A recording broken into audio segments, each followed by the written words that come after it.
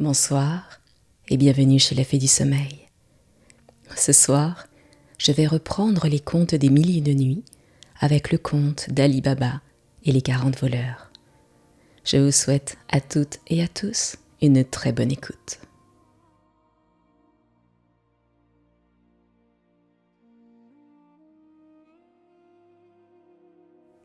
Histoire d'Ali Baba et de 40 voleurs.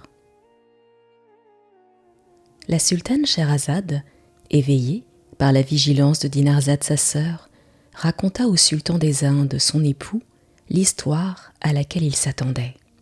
« Puissant sultan, dit-elle, dans une ville de Perse, aux confins des États de votre Majesté, il y avait deux frères, dont l'un se nommait Cassim et l'autre Ali Baba. Comme leur père ne leur avait laissé que peu de biens, et qu'ils les avaient partagés également, il semble que leur fortune devait être égale. Le hasard, néanmoins, en disposa autrement. Cassim épousa une femme qui, peu de temps après leur mariage, devint héritière d'une boutique bien garnie, d'un magasin rempli de bonnes marchandises et de biens en fond de terre qui le mirent tout à coup à son aise et le rendirent un des marchands les plus riches de la ville. Ali Baba, au contraire, qui avait épousé une femme aussi pauvre que lui, était logé fort pauvrement, et il n'avait d'autre industrie pour gagner sa vie et de quoi s'entretenir lui et ses enfants que d'aller couper du bois dans une forêt voisine et de venir le vendre à la ville, chargé sur 3 ânes qui faisaient toute sa possession. Ali Baba était un jour dans la forêt, et il achevait d'avoir coupé à peu près assez de bois pour faire la charge de ses ânes, lorsqu'il aperçut une grosse poussière qui s'élevait en l'air et qui avançait droit du côté où il était. Il regarde attentivement, et il distingue une troupe nombreuse de gens à cheval qui venaient d'un bon train. Qu'on ne parlât pas de voleurs dans le pays, Ali Baba, néanmoins, eut la pensée que ses cavaliers pouvaient en être. Sans considérer ce que deviendraient ses ânes, il songea à sauver sa personne.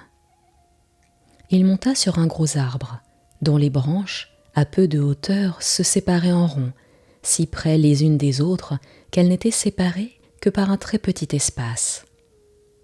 Il se posta au milieu avec d'autant plus d'assurance qu'il pouvait voir sans être vu. Et l'arbre s'élevait au pied d'un rocher isolé de tous les côtés, beaucoup plus haut que l'arbre et escarpé de manière qu'on ne pouvait monter en haut par aucun autre endroit. Les cavaliers, grands, puissants, tous bien montés et bien armés, arrivèrent près du rocher, où ils mirent pied à terre. Et Ali Baba, qui en compta 40, à leur mine et à leur équipement, ne douta pas qu'ils ne fussent des voleurs. Il ne se trompait pas. En effet, c'étaient des voleurs qui, sans faire aucun tort aux environs, allaient exercer leur brigandage bien loin et avaient là leur rendez-vous. Et ceux qui les vit faire le confirma dans cette opinion. Chaque cavalier débrida son cheval, l'attacha, lui passa au cou un sac plein d'orge qu'il avait apporté sur la croupe, et ils se chargèrent chacun de leurs valises. Et la plupart des valises parurent si pesantes à Ali Baba qu'il jugea qu'elles étaient pleines d'or et d'argent monnayé. Le plus apparent, chargé de sa valise comme les autres, qu'Ali Baba prit pour le capitaine des voleurs, s'approcha du rocher. Et après qu'il s'y fut fait chemin au travers de quelques arbrisseaux, il prononça ces paroles si distinctement. « Sésame, ouvre-toi !» Ali Baba les entendit. Dès que le capitaine des voleurs les eut prononcés, une porte s'ouvrit, et après qu'il eut fait passer tous ces gens devant lui et qu'ils furent tous entrés, il entra aussi, et la porte se ferma.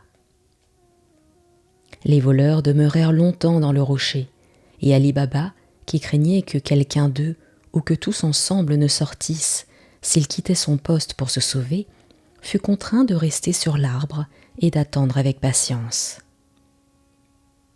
Il fut tenté néanmoins de descendre pour se saisir de 2 chevaux, en monter un et mener l'autre par la bride, et de gagner la ville en chassant ses 3 ânes devant lui. Mais l'incertitude de l'événement fit qu'il prit le pari le plus sûr. La porte se rouvrit enfin. Les 40 voleurs sortirent et, au lieu que le capitaine était entré le dernier, il sortit le premier. Et après les avoir vus tous défiler devant lui, Ali Baba entendit qui fit refermer la porte en prononçant ces paroles « Sésame, referme-toi ». Chacun retrouva son cheval, le rebrida, rattacha sa valise et remonta dessus. Quand ce capitaine enfin vit qu'ils étaient tous prêts à partir, il se mit à la tête et il reprit avec eux le chemin par où ils étaient venus. Ali Baba ne descendit pas de l'arbre d'abord. Il dit en lui-même « Ils peuvent avoir oublié quelque chose à les obliger de revenir, et je me trouverais attrapé si cela arrivait. » Il les conduisit de l'œil jusqu'à ce qu'il les eût perdus de vue, et il ne descendit que longtemps après, pour plus grande sûreté. Comme il avait retenu les paroles par lesquelles le capitaine des voleurs avait fait ouvrir et refermer la porte, il eut la curiosité d'éprouver si en les prononçant, elle ferait le même effet. Il passa au travers des arbrisseaux, et il aperçut la porte qu'il cachait. Il se présenta devant et dit « Sésame, ouvre-toi » et, dans l'instant, la porte s'ouvrit toute grande. Ali Baba s'était attendu de voir un lieu de ténèbres et d'obscurité, mais il fut surpris d'en voir un bien éclairé, vaste et spacieux, creusé en voûte fort élevée à la main d'homme, qui recevait la lumière du haut du rocher par une ouverture pratiquée de même. Il vit de grandes provisions de bouche, des ballots de riches marchandises en pile, des étoffes de soie et de brocart, des tapis de grand prix, et surtout de l'or et de l'argent monnayés par tas, et dans des sacs ou grandes bourses de cuir, les unes sur les autres.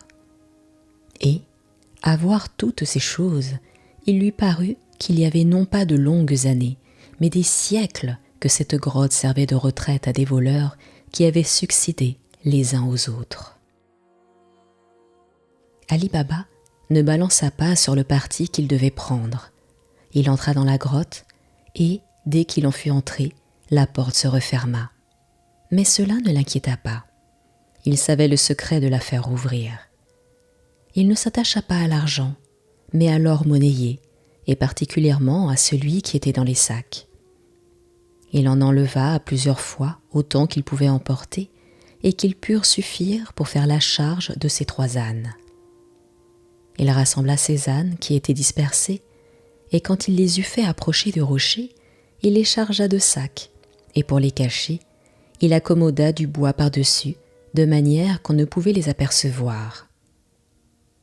Quand il eut achevé, il se présenta devant la porte, et il n'eut pas prononcé ces paroles « Sésame, referme-toi » qu'elle se referma. Car elle s'était fermée d'elle-même chaque fois qu'il y était entré, et était demeurée ouverte chaque fois qu'il en était sorti. Cela fait, Ali Baba reprit le chemin de la ville, et en arrivant chez lui, il fit entrer ses ânes dans une petite cour et referma la porte avec grand soin. Il mit bas le peu de bois qui couvrait les sacs, et il porta les sacs dans sa maison, qu'il posa et arrangea devant sa femme qui était assise sur un sofa. Sa femme mania les sacs, et comme elle se fut aperçue qu'ils étaient pleins d'argent, elle soupçonna son mari de les avoir volés, de sorte que, quand il eut achevé de les apporter tous, elle ne put s'empêcher de lui dire « Ali Baba, seriez-vous assez malheureux pour… » Ali Baba l'interrompit. « Paix, ma femme, dit-il, ne vous alarmez pas. Je ne suis pas voleur, à moins que ce ne soit de l'être que de prendre sur les voleurs. Vous cesserez d'avoir cette mauvaise opinion de moi quand je vous aurai raconté ma bonne fortune. » Il vida les sacs, qui firent un gros tas d'or dont sa femme fut éblouie. Et quand il eut fait, Il lui fit le récit de son aventure depuis le commencement jusqu'à la fin et, en achevant, il lui recommanda sur toute chose de garder le secret. La femme, revenue en guérie de son épouvante, se réjouit avec son mari du bonheur qui leur était arrivé, et elle voulut compter pièce par pièce tout l'or qui était devant elle. « Ma femme, lui dit Ali Baba, vous n'êtes pas sage. Que prétendez-vous faire? Quand auriez-vous achevé de compter? Je vais creuser une fosse et l'enfouir dedans. Nous n'avons pas de temps à perdre. » « Il est bon, reprit la femme, que nous sachions au moins à peu près la quantité qu'il y a. Je vais chercher une petite mesure dans le voisinage et je mesurerai pendant que vous creuserez la fosse. »« Ma femme, reprit Ali Baba, ce que vous voulez faire n'est bon à rien. Vous vous en abstiendriez si vous vouliez me croire. Faites néanmoins ce qu'il vous plaira, mais souvenez-vous de garder le secret. » Pour se satisfaire, la femme d'Ali Baba sort et elle va chez Cassim, son beau-frère, qui ne demeurait pas loin. Cassim n'était pas chez lui, et, à son défaut, elle s'adressa à sa femme, qu'elle prit de lui prêter une mesure pour quelques moments.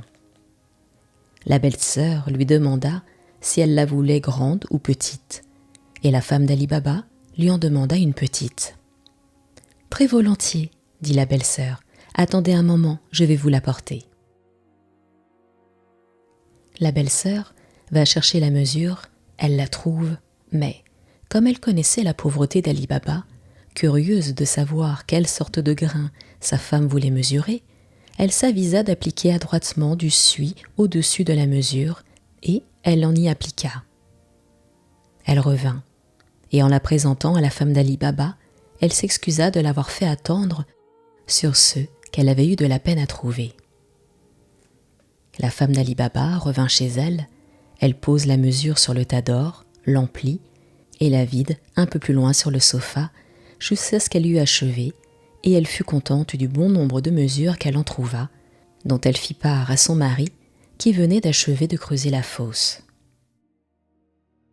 Pendant qu'Ali Baba enfouit l'or, sa femme, pour marquer son exactitude et sa diligence à sa belle-sœur, lui reporte sa mesure, mais sans prendre garde qu'une pièce d'or s'était attachée en dessous.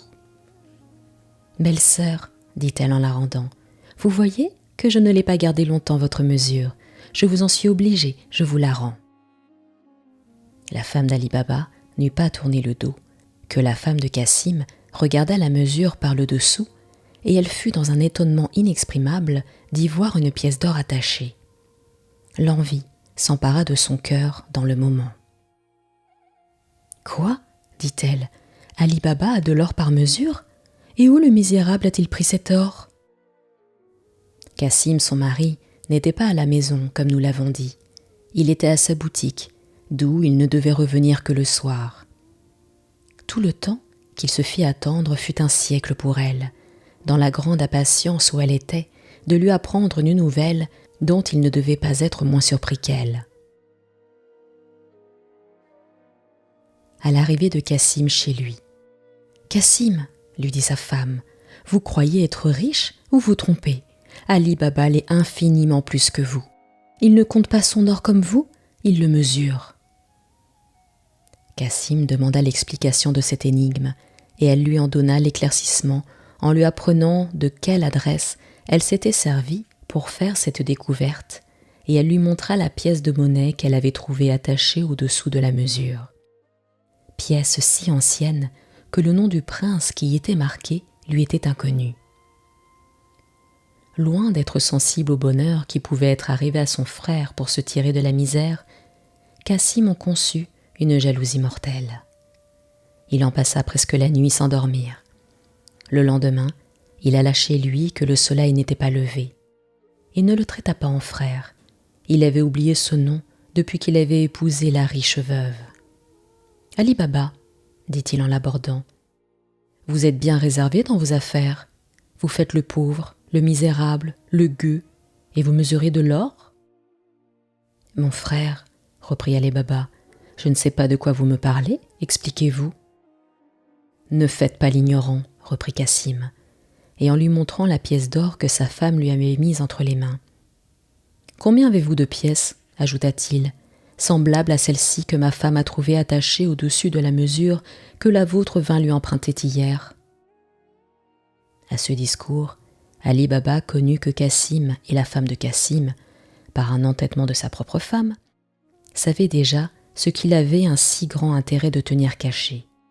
Mais la faute était faite, elle ne pouvait se réparer.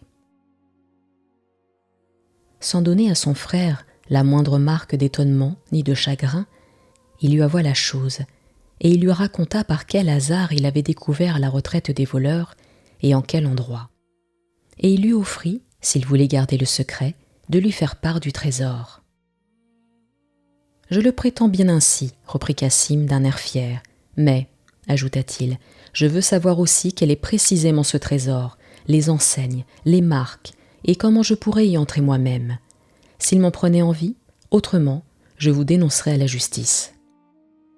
Si vous le refusez, non seulement vous n'aurez plus rien à espérer, vous perdrez même ce que vous avez enlevé, au lieu que j'en aurai ma part pour vous avoir dénoncé. »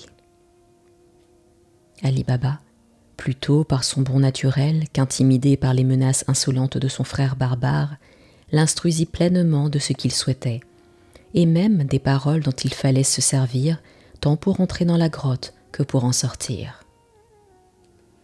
Cassim n'en demanda pas davantage à Ali Baba. Il le quitta, résolu de le prévenir, et, plein d'espérance de s'emparer du trésor lui seul, il part le lendemain de grand matin, avant la pointe du jour, avec 10 mulets chargés de grands coffres qu'il se propose de remplir, et se réservant d'emmener un plus grand nombre dans un second voyage, à proportion des charges qu'il trouverait dans la grotte. Il prend le chemin qu'Ali Baba lui avait enseigné. Il arrive près du rocher, et il reconnaît les enseignes et l'arbre sur lequel Ali Baba s'était caché. Il cherche la porte, il la trouve, et pour la faire ouvrir, il prononce les paroles « Sésame, ouvre-toi ». La porte s'ouvre, il entre, et aussitôt elle se referme. En examinant la grotte, il est dans une grande admiration de voir beaucoup plus de richesses qu'il ne l'avait compris par le récit d'Ali Baba, et son admiration augmente à mesure qu'il examine chaque chose en particulier. Avare et amateur des richesses comme il l'était, il eût passé la journée à se repaître les yeux de la vue de tant d'or, s'il n'eût songé qu'il était venu pour l'enlever et pour en charger ses 10 mulets.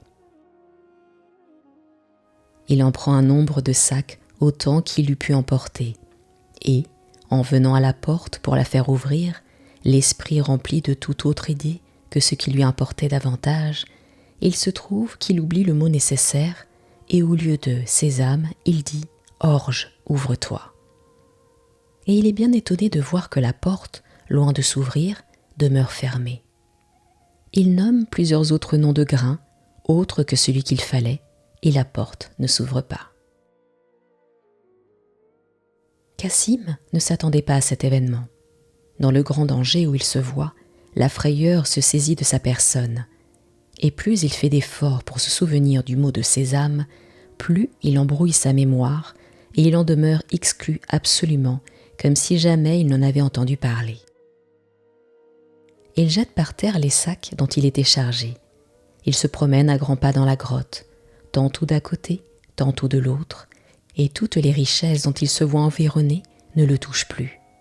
Laissant Cassim déplorant à son sort, il ne mérite pas de compassion. Les voleurs revinrent à leur grotte vers le midi, et quand ils furent à peu de distance et qu'ils eurent vu les mulets de Cassim autour du rocher, chargés de coffres, inquiets de cette nouveauté, ils avancèrent à toute bride et firent prendre la fuite aux 10 mulets que Cassim avait négligé d'attacher et qui paissaient librement. De manière qu'ils se dispersent de ça et de là dans la forêt, si loin qu'ils les eurent bientôt perdus de vue. Les voleurs ne se donnèrent pas la peine de courir après les mulets. Il leur importait davantage de trouver celui à qui ils appartenaient. Pendant que quelques-uns tournent autour du rocher pour le chercher, le capitaine, avec les autres, met pied à terre et va droit à la porte, le sabre à la main, prononce les paroles et la porte s'ouvre. Cassim, qui entendit le bruit des chevaux au milieu de la grotte, ne douta pas de l'arrivée des voleurs, non plus que de sa perte prochaine. Résolu au moins à faire un effort pour échapper de leurs mains et se sauver, il s'était tenu prêt à se jeter dehors dès que la porte s'ouvrirait. Il ne la vit pas plutôt ouverte, après avoir entendu le mot « sésame » qui était échappé de sa mémoire, qu'il s'élança en sortant si brusquement qu'il renversa le capitaine par terre. Mais il n'échappa pas aux autres voleurs qui avaient aussi le sabre à la main et qui lui ôtèrent la vie sur le champ. Le premier soin des voleurs, après cette exécution, fut d'entrer dans la grotte. Ils trouvèrent près de la porte les sacs que Cassim avait commencé d'enlever pour les emporter et en charger ses mulets. Et ils les remirent à leur place sans s'apercevoir de ceux qu'Ali Baba avait emportés auparavant. En tenant conseil et en délibérant ensemble sur cet événement, ils comprirent bien comment Cassim avait pu sortir de la grotte. Mais comment avait-il pu y rentrer? C'est ce qu'ils ne pouvaient pas s'imaginer. Il leur vint en penser qu'il pouvait être descendu par le haut de la grotte, mais l'ouverture par où le jour y venait était si élevée, et le haut du rocher était si inaccessible par dehors, outre que rien ne leur manquait qu'il l'eût fait, qu'ils tombèrent d'accord que cela était hors de leur connaissance. Qu'il fût entré par la porte, c'est ce qu'ils ne pouvaient se persuader, à moins qu'il n'eût eu le secret de la faire ouvrir. Mais ils tenaient pour certain qu'ils étaient les seuls qui l'avaient, en quoi ils se trompaient, en ignorant qu'ils avaient été épiés par Ali Baba, qui le savait. De quelque manière que la chose fût arrivée, comme il s'agissait que leur richesse commune fût sans sûreté, ils convinrent de faire 4 quartiers du cadavre de Cassim et de les mettre près de la porte, en dedans de la grotte, 2 d'un côté, 2 de l'autre, pour épouvanter quiconque aurait la hardiesse de faire une pareille entreprise, sauf à ne revenir dans la grotte que dans quelque temps, après que la puanteur du cadavre serait exhalée. Cette résolution prise, ils l'exécutèrent, et quand ils n'eurent plus rien qui les arrêtât, ils laissèrent le lieu de leur retraite bien fermé, remontèrent à cheval et allèrent battre la campagne sur les routes fréquentées par les caravanes pour les attaquer et exercer leur brigandage accoutumé. La femme de Cassim, cependant, fut dans une grande inquiétude quand elle vit qu'il était nuit close et que son mari n'était pas revenu. Elle alla chez Ali Baba, tout alarmée, et elle dit « Beau-frère, vous n'ignorez pas, comme je le crois, que Cassim, votre frère, est allé à la forêt, et pour quel sujet? Il n'est pas encore revenu, et voilà la nuit avancée. Je crains que quelque malheur ne lui soit arrivé. » Ali Baba s'était douté de ce voyage de son frère après le discours qu'il lui avait tenu, et c'est pour cela qu'il s'était abstenu d'aller à la forêt ce jour-là, afin de ne lui pas donner l'ombrage. Sans lui faire aucun reproche dont elle puisse offenser, ni son mari, s'il eût été vivant, il lui dit qu'elle ne devait pas encore s'alarmer, et que Cassim, apparemment, avait jugé à propos de ne rentrer dans la ville que bien avant dans la nuit. La femme de Cassim le crut ainsi, d'autant plus facilement qu'elle considéra combien il était important que son mari fît la chose secrètement. Elle retourna chez elle et elle attendit patiemment jusqu'à minuit. Mais après cela, ses alarmes redoublèrent avec une douleur d'autant plus sensible qu'elle ne pouvait la faire éclater, ni la soulager par des cris dont elle vit bien que la cause devait être cachée au voisinage. Alors, si sa faute était irréparable, elle se repentit de la folle curiosité qu'elle avait eue par une envie condamnable de pénétrer dans les affaires de son beau-frère et de sa belle-sœur. Elle passa la nuit dans les pleurs, et dès la pointe du jour, elle courut chez eux, et elle leur annonça le sujet qui la menait plutôt par ses larmes que par ses paroles. Ali Baba n'attendit pas que sa belle-sœur la priât de se donner la peine d'aller voir ce que Cassim était devenu. Il partit sur le champ avec ses 3 ânes, après lui avoir recommandé de modérer son affliction, et il alla à la forêt. En approchant du rocher, après n'avoir vu dans le chemin ni son frère ni les 10 mulets, il fut étonné du sang répandu qu'il aperçut près de la porte, et il en prit un mauvais augure. Il se présenta devant la porte, il prononça les paroles, elle s'ouvrit. Et il fut frappé du triste spectacle du corps de son frère mis en 4 quartiers. Il n'hésita pas sur le parti qu'il devait prendre pour rendre les derniers devoirs à son frère, en oubliant le peu d'amitié fraternelle qu'il avait eu pour lui. Il trouva dans la grotte de quoi faire 2 paquets des 4 quartiers, dont il fit la charge d'un des 2 ânes avec du bois pour les cacher. Il chargea les 2 autres ânes de sacs pleins d'or et de bois par-dessus, comme la première fois, sans perdre de temps, et dès qu'il eut achevé et qu'il eut commandé à la porte de se refermer, il reprit le chemin de la ville. Mais il eut la précaution de s'arrêter à la sortie de la forêt assez de temps pour n'y rentrer que dans la nuit. En arrivant chez lui, il ne fit entrer dans sa cour que 2 ânes chargés d'or, et après avoir laissé à sa femme le soin de les décharger et lui avoir fait part en peu de mots de ce qui était arrivé à Cassim, il conduisit l'autre âne chez sa belle-sœur. Ali Baba frappa à la porte, qui lui fut ouverte par Morgiane.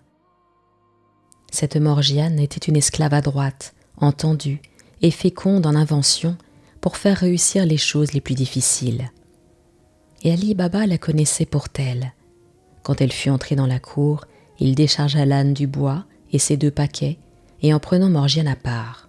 « Morgiane, dit-il, la première chose que je te demande, c'est un secret inviolable.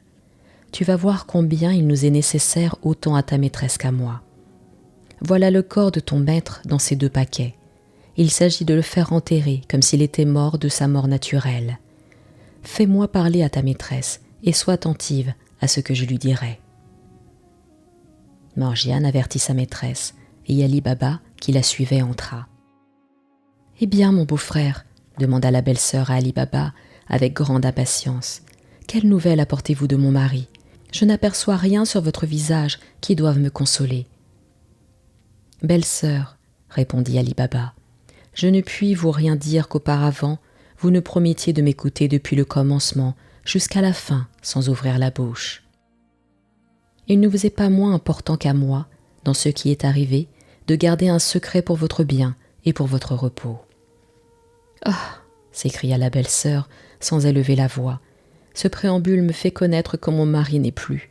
Mais en même temps, je connais la nécessité du secret que vous me demandez. Il faut bien que je me fasse violence. Dites, je vous écoute. » Ali Baba raconta à sa belle-sœur tout le succès de son voyage jusqu'à son arrivée avec le corps de Cassim. « Belle-sœur, ajouta-t-il, voilà un sujet d'affliction pour vous, d'autant plus grand que vous vous y attendiez moins.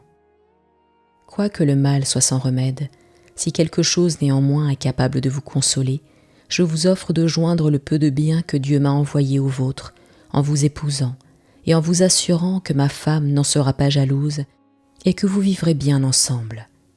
Si la proposition vous agrée, il faut songer à faire en sorte qu'il paraisse que mon frère est mort de sa mort naturelle.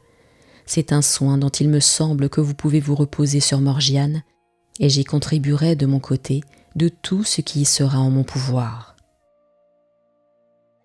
Quel meilleur parti pouvait prendre la veuve de Cassim que celui qu'Ali Baba lui proposait? Elle qui, avec les biens qui lui demeuraient par la mort de son premier mari, en trouvait un autre plus riche qu'elle, et qui, par la découverte du trésor qu'il avait fait, pouvait le devenir davantage. Elle ne refusa pas le parti, elle le regarda au contraire comme un motif raisonnable de consolation. En essuyant ses larmes qu'elle avait commencé de verser en abondance, en supprimant les cris perçants ordinaires aux femmes qui ont perdu leur mari, elle témoigna suffisamment à Ali Baba qu'elle acceptait son offre. Ali Baba laissa la veuve de Cassim dans cette disposition, et après avoir recommandé à Morgiane de bien s'acquitter de son personnage, il retourna chez lui avec son âne. Morgiane ne s'oublia pas. Elle sortit en même temps qu'Ali Baba, et alla chez un apothicaire qui était dans le voisinage. Elle frappe à la boutique, on ouvre, elle demande d'une sorte de tablette très salutaire dans les maladies les plus dangereuses. L'apothicaire lui en donna pour l'argent qu'elle avait présenté, en demandant qui était malade chez son maître. « Ah, dit-elle avec un grand soupir, c'est Cassim lui-même, mon bon maître. On n'entend rien sa maladie, il ne parle ni ne peut manger. » Avec ces paroles, elle emporte les tablettes dont véritablement Cassim n'était plus en état de faire usage. Le lendemain, la même Morgiane vient chez le même apothicaire et demande les larmes aux yeux d'une essence dont on avait coutume de ne faire prendre aux malades qu'à la dernière extrémité et qu'on n'espérait rien de leur vie si cette essence ne les faisait revivre. « Hélas, dit-elle avec une grande affliction, en la recevant des mains de l'apothicaire, je crains fort que ce remède ne fasse pas plus d'effet que les tablettes. Ah, que je perds un bon maître !» D'un autre côté, comme on vit toute la journée Ali Baba et sa femme d'un air triste faire plusieurs allées et venues chez Cassim, on ne fut pas étonné, sur le soir, d'entendre des cris lamentables de la femme de Cassim et surtout de Morgiane, qui annonçait que Cassim était mort. Le jour suivant, de grand matin, que le jour ne faisait que commencer à paraître, Morgiane, qui savait qu'il y avait sur la place un bonhomme de savetier fort vieux, qui ouvrait tous les jours sa boutique le premier, longtemps avant les autres, sort et elle va le trouver. En l'abordant et en lui donnant le bonjour, elle lui mit une pièce d'or dans la main. Baba Mustapha, connu de tout le monde sous ce nom, Baba Mustapha, dis-je, qui était naturellement gai et qui avait toujours le mot pour rire, en regardant la pièce d'or, à cause qu'il n'était pas encore bien jour, et en voyant que c'était de l'or. « Bonne étrenne, dit-il, de quoi s'agit-il? Me voilà prêt à bien faire. »« Baba Mustapha, dit Morgiane, prenez ce qui vous est nécessaire pour coudre et venez avec moi promptement, mais à condition que je vous banderai les yeux quand nous serons dans un tel endroit. » À ces paroles, Baba Mustapha fit le difficile. « Oh oh, reprit-il, vous voulez donc me faire quelque chose contre ma conscience ou contre mon honneur ?» En lui mettant une autre pièce d'or dans la main. « Dieu garde, reprit Morgiane, que j'exige rien de vous que je ne puisse faire en tout honneur. Venez seulement et ne craignez rien. » Baba Mustapha se laissa mener, et Morgiane, après lui avoir bandé les yeux avec un mouchoir à l'endroit qu'elle avait marqué, le mena chez défunt son maître, et elle ne lui ôta le mouchoir que dans la chambre où il avait mis le corps, chaque quartier à sa place. Quand elle le lui eut ôté, « Baba Mustapha, dit-elle, c'est pour vous faire coudre les pièces que voilà que je vous ai amenées. Ne perdez pas de temps, et quand vous aurez fait, je vous donnerai une autre pièce d'or. » Quand Baba Mustapha eut achevé, Morgiane lui rebanda les yeux dans la même chambre, et après lui avoir donné la troisième pièce d'or qu'elle lui avait promise, et lui avoir recommandé le secret, elle le ramena jusqu'à l'endroit où elle lui avait bandé les yeux en l'amenant. Et là, après lui avoir ôté encore le mouchoir, elle le laissa retourner chez lui, en le conduisant de vue jusqu'à ce qu'elle ne le vît plus, afin de lui ôter la curiosité de revenir sur ses pas pour l'observer elle-même. Morgiane avait fait chauffer de l'eau pour laver le corps de Cassim. Ainsi, Ali Baba, qui arriva, comme elle venait de rentrer, le lava, le parfuma d'encens, et l'ensevelit avec les cérémonies accoutumées. Le menuisier apporta aussi la bière qu'Ali Baba avait pris le soin de commander. Afin que le menuisier ne pût s'apercevoir de rien, Morgiane reçut la bière à la porte et après l'avoir payée et renvoyée, elle aida Ali Baba à mettre le corps dedans. Et quand Ali Baba eut bien cloué les planches par-dessus, elle alla à la mosquée avertir que tout était prêt pour l'enterrement. Les gens de la mosquée, destinés pour laver les corps des morts, s'offrirent pour venir s'acquitter de leurs fonctions, mais elle leur dit que la chose était faite.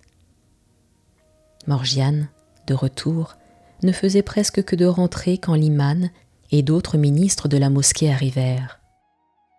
4 des voisins, assemblés, chargèrent la bière sur leurs épaules Et, en suivant l'imam, qui répétait des prières, ils la portèrent au cimetière.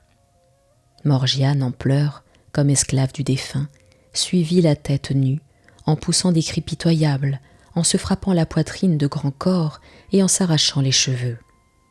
Et Ali Baba marchait, après, accompagné des voisins qui se détachaient tour à tour, de temps en temps, pour relayer et soulager les autres voisins qui portaient la bière, jusqu'à ce qu'on arrivât au cimetière. Pour ce qui est de la femme de Cassim, elle resta dans sa maison, en se désolant et en poussant des cris lamentables avec les femmes du voisinage qui, selon la coutume, y accoururent pendant la cérémonie de l'enterrement et qui, en joignant leurs lamentations aux siennes, remplirent tout le quartier de tristesse, bien loin aux environs. De la sorte, la mort funeste de Cassim fut cachée et dissimulée entre Ali Baba, sa femme, la veuve de Cassim et Morgiane, avec un ménagement si grand que personne de la ville, loin d'en avoir connaissance, n'eut pas le moindre soupçon. 3 ou 4 jours après l'enterrement de Cassim, Ali Baba transporta un peu de meubles qu'il avait, avec l'argent qu'il avait enlevé du trésor des voleurs, qu'il ne porta que de nuit dans la maison de la veuve de son frère pour s'y établir, ce qui fit connaître son nouveau mariage avec sa belle-sœur. Et comme ces sortes de mariages ne sont pas extraordinaires dans notre religion, personne n'en fut surpris. Quant à la boutique de Cassim, Ali Baba avait un fils qui, depuis quelque temps, avait achevé son apprentissage chez un autre gros marchand, qui avait toujours rendu témoignage de sa bonne conduite. Il la lui donna, avec promesse, s'il continuait de se gouverner sagement, qu'il ne serait pas longtemps à le marier avantageusement selon son état. Laissons Ali Baba jouir des commencements de sa bonne fortune et parlons des 40 voleurs. Ils revinrent à leur retraite de la forêt dans le temps dont ils étaient convenus, mais ils furent dans un grand étonnement de ne pas trouver le corps de Cassim, et il augmenta quand ils se furent aperçus de la diminution de leur sac d'or. « Nous sommes découverts et perdus, dit le capitaine, si nous n'y prenons garde, et si nous ne cherchons promptement à y apporter le remède, insensiblement nous allons perdre tant de richesses que nos ancêtres et nous avons amassé avec tant de peine et de fatigue.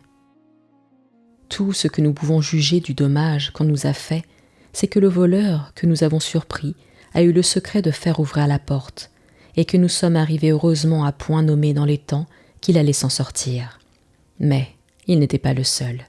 Un autre doit l'avoir comme lui. Son corps emporté et notre trésor diminué en sont des marques incontestables. Et, comme il n'y a pas d'apparence que plus de 2 personnes aient eu ce secret, après avoir fait périr l'un, il faut que nous fassions périr l'autre de même. Qu'en dites-vous, braves gens? N'êtes-vous pas du même avis que moi ? La proposition du capitaine des voleurs fut trouvée si raisonnable par sa compagnie qu'ils l'approuvèrent tous, et qu'ils tombèrent d'accord qu'il fallait abandonner toute autre entreprise pour ne s'attacher uniquement qu'à celle-ci et ne s'en départir qu'ils n'eussent réussi. « Je n'en attendais pas moins de votre courage et de votre bravoure, reprit le capitaine. Mais avant toute chose, il faut que quelqu'un de vous, hardi, adroit et entreprenant, aille à la ville, sans armes et en habit de voyageur et d'étranger, et qu'il emploie tout son savoir-faire pour découvrir si on n'y parle pas de la mort étrange de celui que nous avons massacré comme il le méritait, qui il était et en quelle maison il demeurait. C'est ce qui nous est important que nous sachions d'abord, pour ne rien faire dont nous ayons lieu de nous repentir, en nous découvrant nous-mêmes dans un pays où nous sommes inconnus depuis si longtemps et où nous avons un si grand intérêt de continuer de l'être. Mais, afin d'animer celui de vous qui s'offrira pour se charger de cette commission, et l'empêcher de se tromper en nous venant faire un faux rapport au lieu d'un véritable, qui serait capable de causer notre ruine, je vous demande si vous ne jugez pas à propos qu'en ce cas-là, il se soumette à la peine de mort. » Sans attendre que les autres donnassent leur suffrage. « Je m'y soumets, » dit l'un des voleurs, « et je fais gloire d'exposer ma vie en me chargeant de la commission. Si je n'y réussis pas, vous vous souviendrez au moins que je n'aurais manqué ni de bonne volonté, ni de courage pour le bien commun de la troupe. » Ce voleur, après avoir reçu de grandes louanges du capitaine et de ses camarades, se déguisa de manière que personne ne pouvait le prendre pour ce qu'il était. En se séparant de la troupe, il partit la nuit, et il prit si bien ses mesures qu'il entra dans la ville dans le temps que le jour ne faisait que commencer à paraître. Il avança jusqu'à la place où il ne vit qu'une seule boutique ouverte, et c'était celle de Baba Mustapha. Baba Mustapha était assis sur son siège, la laine à la main, déjà prêt de travailler dans son métier. Le voleur alla l'aborder, en lui souhaitant le bonjour, et comme il se fut aperçu de son grand âge. « Bonhomme, dit-il, vous commencez à travailler de grand matin, il n'est pas possible que vous y voyiez encore clair, âgé comme vous l'êtes. Et quand il ferait plus clair, je doute que vous ayez assez de bons yeux pour coudre. » « Qui que vous soyez, reprit Baba Mustapha, il faut que vous ne me connaissiez pas. Si vieux que vous me voyez, je ne laisse pas d'avoir des yeux excellents. Et vous n'en douterez pas quand vous saurez qu'il n'y a pas longtemps que j'ai cousu un mort dans un lieu où il ne faisait guère plus clair qu'il ne le fait présentement. » Le voleur eut une grande joie de s'être adressé en arrivant à un homme qui d'abord, comme il n'en douta pas, lui donnait lui-même la nouvelle de ce qu'il avait amené sans le lui demander. « Un mort ?» reprit-il avec étonnement. « Et, pour le faire parler, pourquoi coudre un mort ?» ajouta-t-il. « Vous voulez dire apparemment que vous avez cousu le linceul dans lequel il a été enseveli ?»« Non, non, » repartit Baba Mustapha. « Je sais ce que je veux dire. Vous voudriez me faire parler, mais vous n'en saurez pas davantage. » Le voleur n'avait pas besoin d'un éclaircissement plus ample pour être persuadé qu'il avait découvert ce qu'il était venu chercher. Il tira une pièce d'or et en la mettant dans la main de Baba Mustapha, il lui dit « Je n'ai garde de vouloir entrer dans votre secret, quoique je puisse vous assurer que je ne le divulguerai pas si vous me l'avez confié. La seule chose dont je vous prie, c'est de me faire la grâce de m'enseigner ou de venir me montrer la maison où vous avez cousu ce mort. » « Quand j'aurai la volonté de vous accorder la grâce que vous me demandez, reprit Baba Mustapha, en tenant la pièce d'or prête à la rendre, je vous assure que je ne pourrai pas le faire, et vous devez m'en croire sur parole. En voici la raison. C'est qu'on m'a mené jusqu'à un certain endroit où l'on m'a bandé les yeux, et de là, en me laissant conduire jusque dans la maison, d'où, après avoir fait ce que je devais faire, on me ramena de la même manière jusqu'au même endroit. Vous voyez l'impossibilité qu'il y a que je puisse vous rendre service. »« Au moins, repartit le voleur, vous devez vous souvenir à peu près du chemin qu'on vous a fait faire les yeux bandés. Venez, je vous prie avec moi, je vous banderai les yeux en cet endroit-là, et nous marcherons ensemble par le même chemin et par les mêmes détours que vous pourrez vous remettre dans la mémoire d'avoir marché. Et, comme toute peine mérite récompense, voici une autre pièce d'or. Venez, faites-moi le plaisir que je vous demande. » Et, en disant ces paroles, il lui mit une autre pièce dans la main. Les 2 pièces d'or tentèrent Baba Mustapha. Il les regarda quelque temps dans sa main sans dire mot, en se consultant savoir ce qu'il devait faire. Il tira enfin sa bourse sur son sein et, en les mettant dedans, « Je ne puis vous assurer, dit-il au voleur, que je me souvienne précisément du chemin qu'on me fit faire. Mais, puisque vous le voulez ainsi, allons, je ferai ce que je pourrai pour m'en souvenir. » Baba Mustapha se leva à la grande satisfaction du voleur et, sans fermer sa boutique où il n'y avait rien de conséquent à perdre, il mena le voleur avec lui jusqu'à l'endroit où Morgiane lui avait bandé les yeux.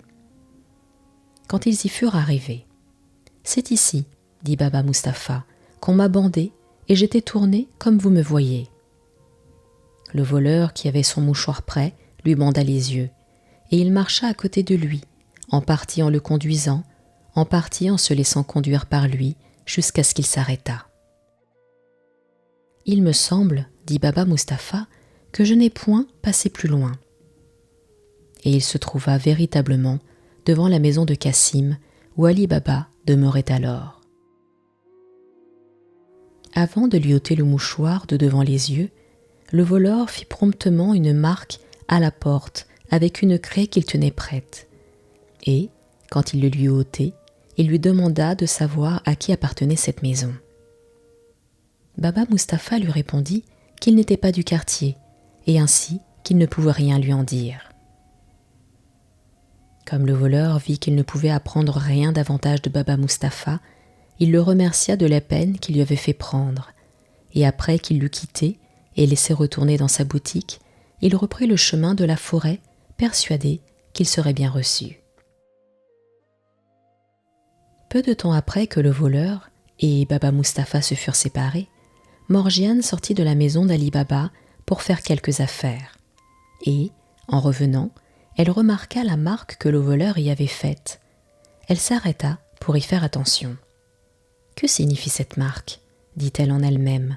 « Quelqu'un voudrait-il du mal à mon maître ou l'a-t-on faite pour se divertir ?» À quelque intention qu'on ait pu le faire, ajouta-t-elle, il est bon de se précautionner contre tout événement.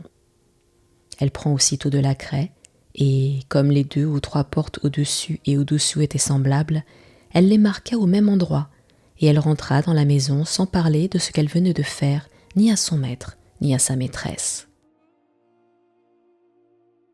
Le voleur, cependant, qui continuait son chemin, arriva à la forêt et rejoignit sa troupe de bonne heure.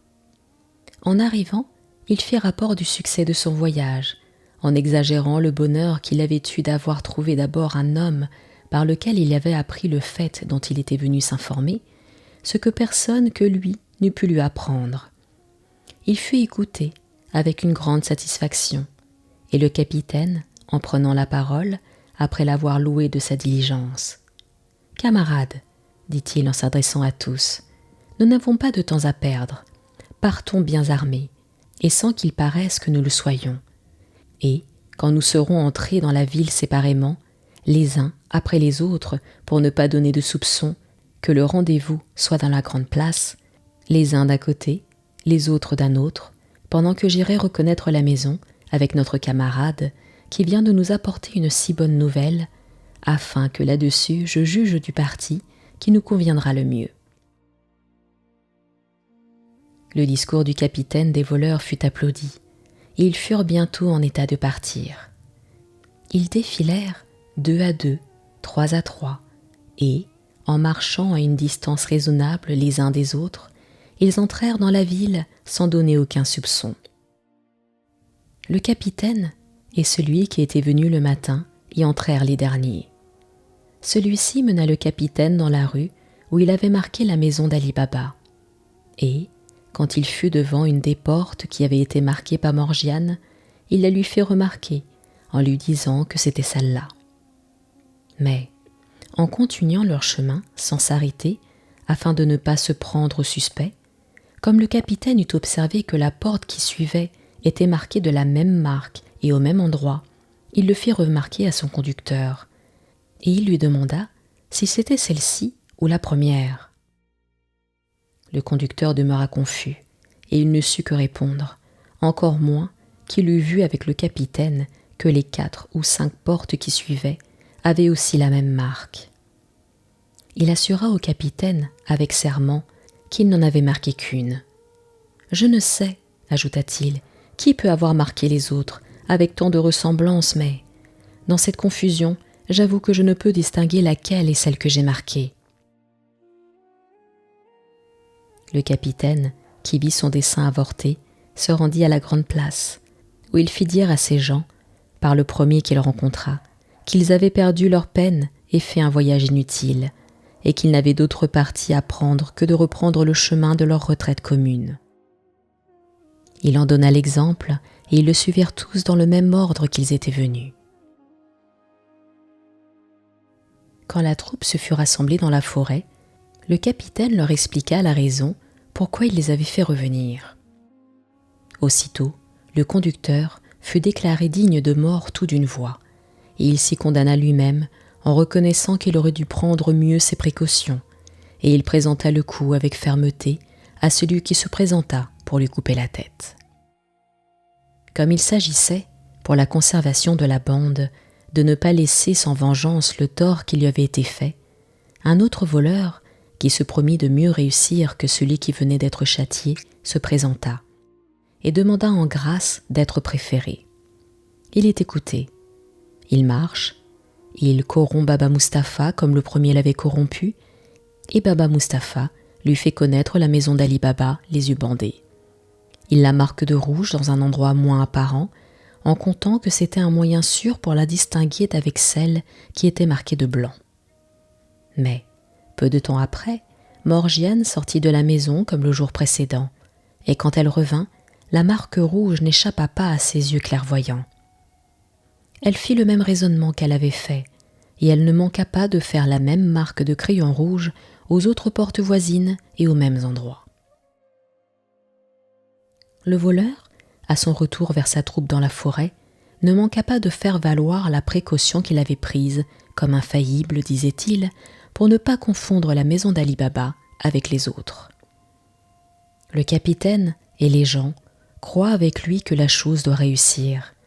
Ils se rendent à la ville, dans le même ordre et avec les mêmes soins qu'auparavant, armés aussi de même, prêts à faire le coup qu'ils méditaient. Et le capitaine et le voleur, en arrivant, vont à la rue d'Ali Baba.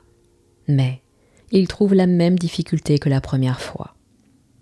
Le capitaine en est indigné et le voleur dans une confusion aussi grande que celui qui l'avait précédé avec la même commission. Ainsi, le capitaine fut contraint de se retirer encore ce jour-là avec ses gens, aussi peu satisfait que le jour d'auparavant. Le voleur, comme auteur de la méprise, subit pareillement le châtiment auquel il s'était soumis volontairement. Le capitaine, qui vit sa troupe réduite de 2 braves sujets, craignit de la voir diminuer davantage s'il continuait de s'en rapporter à d'autres pour être informé au vrai de la maison d'Ali Baba. Leur exemple lui fit connaître qu'ils n'étaient propres, tous, qu'à des coups de main, et nullement à agir de tête dans les occasions. Il se chargea de la chose lui-même. Il vint à la ville, et avec l'aide de Baba Mustapha, qui lui rendit le même service qu'aux 2 députés de sa troupe, il ne s'amusa pas à faire aucune marque pour connaître la maison d'Ali Baba.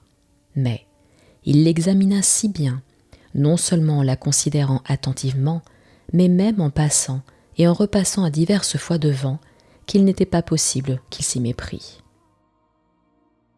Le capitaine des voleurs, satisfait de son voyage et instruit de ce qu'il avait souhaité, retourna à la forêt. Et quand il fut arrivé dans la grotte où sa troupe l'attendait, « Camarades, dit-il, rien enfin ne peut plus nous empêcher de prendre une pleine vengeance du dommage qui nous a été fait. Je connais avec certitude la maison du coupable sur qui elle doit tomber. Et, dans le chemin, j'ai songé au moyen de la lui faire sentir si adroitement que personne ne pourra avoir connaissance du lieu de notre retraite non plus que de notre trésor. Car c'est le but que nous devons avoir dans notre entreprise. Autrement, au lieu de nous être utile, elle nous serait funeste. Pour parvenir à ce but, continua le capitaine, voici ce que j'ai imaginé. Quand je vous l'aurai exposé, si quelqu'un sait un expédient meilleur, il pourra le communiquer. Alors, il leur expliqua de quelle manière il prétendait s'y comporter, et comme ils lui eurent tous donné leur approbation, il les chargea, en se partageant dans les bourgs et dans les villages alentours, et même dans la ville, d'acheter des mulets jusqu'au nombre de 19, et 38 grands vases de cuir à transporter de l'huile, l'un plein, les autres vides. En 2 ou 3 jours de temps, les voleurs eurent fait tout cet amas. Comme les vases vides étaient un peu étroits par la bouche pour l'exécution de son dessein, le capitaine les fit un peu élargir, et après avoir fait entrer un de ses gens dedans, avec les armes qu'il avait jugées nécessaires, et en laissant ouvert ce qu'il avait fait découdre, afin de leur faire laisser la respiration libre, il les ferma de manière qu'ils paraissent pleins d'huile. Et, pour les mieux déguiser, il les frotta par le dehors d'huile qu'il prit du vase qui en était plein. Les choses ainsi disposées, quand les mulets furent chargés des 37 voleurs, sans y comprendre le capitaine, chacun caché dans un des vases, et du vase qui était plein d'huile, leur capitaine, comme conducteur, prit le chemin de la ville dans le temps qu'il avait résolu, et y arriva à la brume, environ 1 heure après le coucher du soleil, comme il se l'était proposé. Il y entra, et il alla droit à la maison d'Ali Baba, dans le dessein de frapper à la porte et de demander à y passer la nuit avec ses mulets, sous le bon plaisir du maître. Il n'eut pas la peine de frapper. Il trouva Ali Baba à la porte, qui prenait le frais après le souper. Il fit arrêter ses mulets, et, en s'adressant à Ali Baba, « Seigneur, dit-il, j'amène l'huile que vous voyez, et de bien loin, pour la vendre demain au marché. Et à l'heure qu'il est, je ne sais pas où aller loger. Si cela ne vous incommode pas, faites-moi le plaisir de me recevoir chez vous pour y passer la nuit, je vous en aurai obligation. » Quoique Ali Baba eût vu dans la forêt celui qui lui parlait, et même entendu sa voix, comment eût-il pu le reconnaître pour le capitaine des 40 voleurs sous le déguisement d'un marchand d'huile? « Vous êtes le bienvenu, lui dit-il, entrez. » Et en disant ces paroles, il lui fit place pour le laisser entrer avec ses mulets, comme il le fit. En même temps, Ali Baba appela un esclave qu'il avait et lui commanda, comme les mulets seraient déchargés, de les mettre non seulement à couvert dans l'écurie, mais même de leur donner du foin et de l'orge. Il prit aussi la peine d'entrer dans la cuisine et d'ordonner à Morgiane d'apprêter promptement à souper pour l'hôte qui venait d'arriver, et de lui préparer un lit dans une chambre. Ali Baba fit plus. Pour faire à son hôte tout l'accueil possible, quand il vit que le capitaine des voleurs avait déchargé ses mulets, que les mulets avaient été menés dans l'écurie comme il l'avait commandé, et qu'il cherchait une place pour passer la nuit à l'air, il alla le prendre pour le faire entrer dans la salle où il recevait son monde, en lui disant qu'il ne souffrirait pas qu'il couchât dans la cour. Le capitaine des voleurs s'en excusa fort, sous prétexte de ne vouloir pas être incommode, mais, dans le vrai, pour avoir lieu d'exécuter ce qu'il méditait avec plus de liberté. Et il ne céda aux honnêtetés d'Ali Baba qu'après de fortes instances.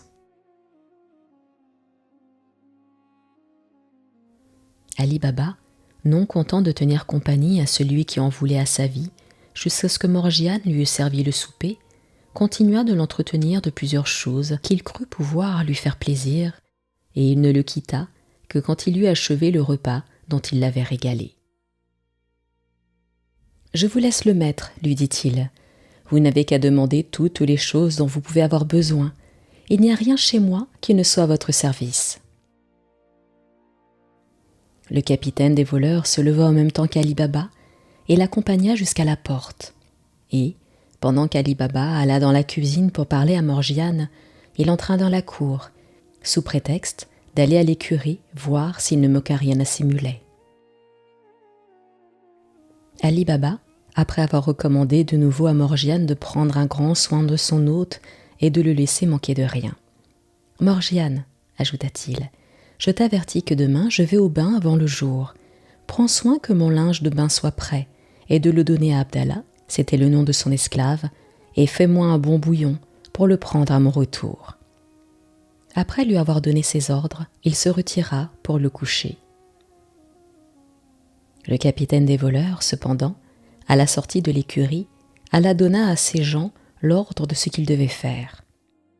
En commençant depuis le premier vase jusqu'au dernier, il dit à chacun « Quand je jetterai de petites pierres de la chambre où l'on me loge, ne manquez pas de vous faire ouverture en fendant le vase depuis le haut jusqu'en bas, avec le couteau dont je vous ai muni, et d'en sortir, aussitôt je serai à vous. » Le couteau dont il parlait était pointu et affilé pour cet usage. Cela fait, il revint, et comme il se fut présenté à la porte de la cuisine, Morgiane prit de la lumière, et elle le conduisit à la chambre qu'elle lui avait préparée, où elle le laissa après lui avoir demandé s'il avait besoin de quelque chose. Pour ne pas donner le soupçon, il éteignit la lumière peu de temps après, et il se coucha tout habillé, prêt à se lever dès qu'il aurait fait son premier somme. Morgiane n'oublia pas les ordres d'Ali Baba. Elle prépara son linge de bain, elle en charge Abdallah qui n'était pas encore allé se coucher, elle met le pot au feu pour le bouillon, Et, pendant qu'elle écume le pot, la lampe s'éteint. Il n'y avait plus d'huile dans la maison, et la chandelle y manquait aussi. Que faire?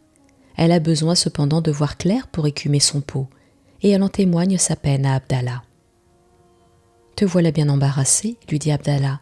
Va prendre de l'huile dans un des vases que voilà dans la cour. » Morgiane remercia Abdallah de la vie, et, pendant qu'il va se coucher près de la chambre d'Ali Baba, pour le suivre au bain, elle prend la cruche à l'huile et elle va dans la cour. Comme elle se fut approchée du premier vase qu'elle rencontra, le voleur qui était caché dedans demanda en parlant bas. « Est-il temps ?» Quoique le voleur eût parlé bas, Morgiane, néanmoins, fut frappée de la voix d'autant plus facilement que le capitaine des voleurs, dès qu'il eut déchargé ses mulets, avait ouvert non seulement ce vase, mais même tous les autres, pour donner de l'air à ces gens, qui d'ailleurs y étaient fort mal à leur aise, sans y être encore privés de la facilité de respirer. Tout autre esclave que Morgiane, aussi surprise qu'elle le fut en trouvant un homme dans un vase, au lieu d'y trouver de l'huile qu'elle cherchait, eût fait un vacarme capable de causer un grand malheur. Mais Morgiane était au-dessus de ses semblables. Elle comprit en un instant l'importance de garder le secret, le danger pressant où se trouvaient Ali Baba et sa famille, et où elle se trouvait elle-même, et la nécessité d'y apporter promptement le remède sans faire d'éclat, et par sa capacité, elle pénétra d'abord les moyens. Elle rentra donc en elle-même dans le moment, et, sans faire paraître aucune émotion, en prenant la place du capitaine des voleurs, elle répondit à la demande et elle dit « Pas encore, mais bientôt ». Elle s'approcha du vase qui suivait, et à la même demande qui lui fut faite, et ainsi de suite, jusqu'à ce qu'elle arrivât au dernier, qui était plein d'huile, et à la même demande, elle donna la même réponse. Morgiane connut par là que son maître Ali Baba, qui avait cru ne donner à loger chez lui qu'à un marchand d'huile, y avait donné entrée à 38 voleurs, en y comprenant le faux marchand, leur capitaine. Elle remplit en diligence sa cruche d'huile, qu'elle prit du dernier vase. Elle revint dans sa cuisine, où, après avoir mis de l'huile dans la lampe et l'avoir rallumée, elle prend une grande chaudière, elle retourna à la cour où elle l'emplit de l'huile du vase.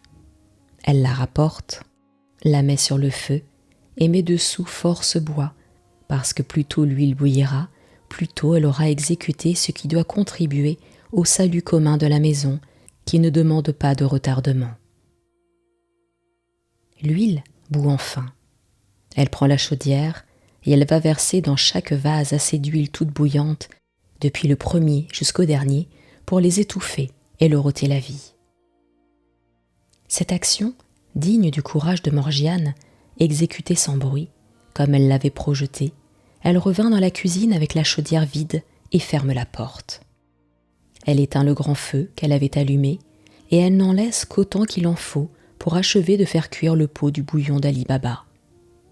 Ensuite, elle souffle la lampe et elle demeure dans un grand silence, résolue de ne pas se coucher qu'elle n'eût observé ce qui arriverait par une fenêtre de la cuisine qui donnait sur la cour, autant que l'obscurité de la nuit pouvait le permettre. Il n'y avait pas encore un quart d'heure que Morgiane attendait quand le capitaine des voleurs s'éveilla. Il se lève, il regarde par la fenêtre qu'il ouvre et, comme il n'aperçoit aucune lumière et qu'il voit régner un grand repos et un profond silence dans la maison, il donne le signal en jetant de petites pierres dont plusieurs tombent sur les vases, comme il n'en douta point par le son qui leur en vint aux oreilles. Il prête l'oreille et il n'entend ni aperçoit rien qui lui fasse connaître que ces gens se mettent en mouvement. Il en est inquiet. Il jette de petites pierres une seconde et une troisième fois. Elles tombent sur les vases, et cependant, pas un des voleurs ne donne le moindre signe de vie. Et il n'en peut comprendre la raison. Il descend dans la cour tout alarmé, avec le moins de bruit qui lui est possible. Il approche de même du premier vase, et quand il veut demander au voleur, qu'il croit vivant, s'il dort, il sent une odeur d'huile chaude et de brûlé qui s'exhale du vase, par où il connaît que son entreprise contre Ali Baba pour lui ôter la vie et pour piller sa maison et pour emporter, s'il pouvait, l'or qu'il avait enlevé à sa communauté, était échoué. Il passe au vase qui suivait, et à tous les autres, l'un après l'autre, et il trouve que tous ces gens avaient péri par le même sort. Et par la diminution de l'huile dans le vase qu'il avait apporté plein, il connut la manière dont il s'y était pris pour le priver de secours qu'il en attendait. Au désespoir d'avoir manqué son coup, il enfila la porte du jardin d'Ali Baba qui donnait dans la cour, et de jardin en jardin, en passant par-dessus les murs, il se sauva. Comme Morgiane n'entendit plus de bruit et qu'elle ne vit pas revenir le capitaine des voleurs, après avoir attendu quelque temps, elle ne douta pas du parti qu'il avait pris plus tôt que de chercher à se sauver par la porte de la maison qui était fermée à double tour. Satisfaite et dans une grande joie d'avoir si bien réussi à mettre enfin toute la maison en sûreté, elle se coucha enfin et elle s'endormit. Ali Baba, cependant, sortit avant le jour et alla au bain, suivi de son esclave, sans rien savoir de l'événement étonnant qui était arrivé chez lui pendant qu'il dormait, au sujet duquel Morgiane n'avait pas jugé à propos de l'éveiller, avec d'autant plus de raison qu'elle n'avait pas de temps à perdre dans le temps du danger et qu'il eût été inutile de troubler son repos après qu'elle l'eût détourné. En revenant des bains et en rentrant chez lui, que le soleil était levé, Ali Baba fut si surpris de voir encore les vases d'huile dans leur place et que le marchand ne fut pas rendu au marché avec ses mulets, qu'il en demanda la raison à Morgiane qui lui était venue ouvrir et qui avait laissé toutes choses dans l'état où il les voyait pour lui en donner le spectacle et lui expliquer plus sensiblement ce qu'elle avait fait pour sa conservation. « Mon bon maître, dit Morgiane, en répondant à Ali Baba, Dieu vous conserve, vous et votre maison. Vous apprendrez mieux ce que vous désirez savoir quand vous aurez vu ce que j'ai à vous faire voir. Prenez la peine de venir avec moi. » Ali Baba suivit Morgiane.